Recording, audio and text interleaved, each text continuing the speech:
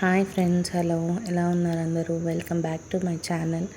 ఇది నేను చిన్నగా మెంతులు వేసుకుంటే మెంతాకు వచ్చింది. అది ఇవాళ బ్రేక్ఫాస్ట్కి పెసరట్టు అండ్ పచ్చిమిరపకాయలు పచ్చడి చేసి చూపిస్తున్నాను.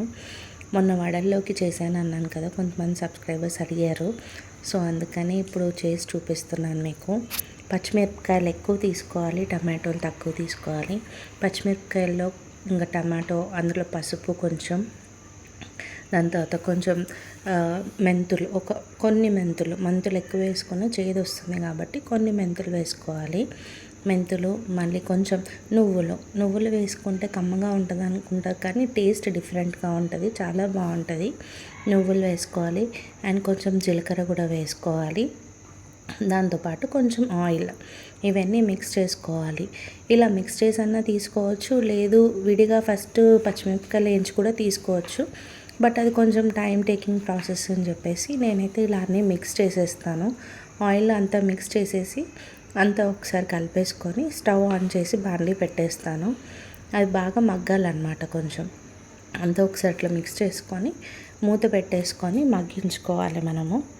మగ్గించుకొని ఒక 5 to 10 minutesలో మగ్గిపోతుంది. అంత అట్లా మనకు లిక్విడ్ స్టేజ్లో రావాలి.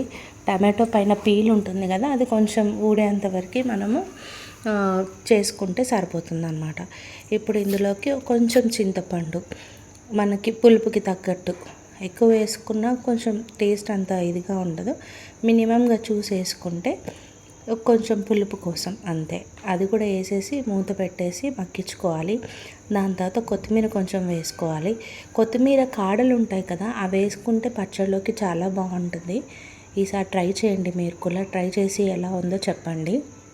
అవన్నీ అంతా ఒకసారి మిక్స్ చేసుకొని దాని తర్వాత అంతా కొంచెం చల్లగా అయిన తర్వాత మిక్సీ జార్లోకి వేసుకొని ఒక 4 to 5 వెల్లుల్లి, నేను 4 వేసుకున్నాను, కొంచెం సాల్ట్ వేసుకొని మిక్సీ చేసేసుకోవాలి. ఇదేమో పెసరట్టు కోసం. నైట్ అంతా పెసర్లు ఒక హాఫ్ గ్లాస్, 2 glasses పెసర్లు అయితే ఒక హాఫ్ గ్లాస్ రైస్ వేసుకొని నానబెట్టుకోవాలి.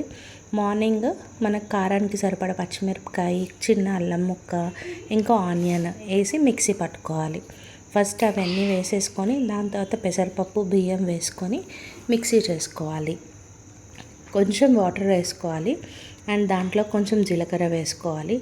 జీలకర్ర వేసుకొని మిక్సీ చేసుకొని పిండి రెడీ అయిపోయింది.